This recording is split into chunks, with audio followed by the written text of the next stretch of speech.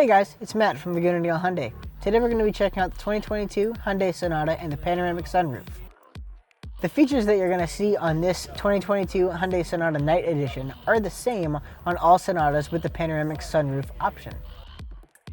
To open the visor on the Panoramic Sunroof, go ahead and pull the button back just one click. In order to pull the visor forward, go ahead and push forward on the button one click.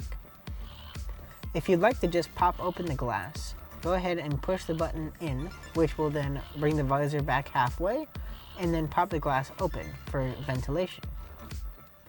If you'd like to open both the visor and the glass all the way, go ahead and pull the button back 2 clicks, and it will do the rest for you. Vice versa, if you'd like to close both the visor and the window, push the button in forward 2 clicks, which will then return it to its normal position. If your arm happened to be in the way of the Panoramic Sunroof closing, it would sense your arm and retract so that way it doesn't cause any harm.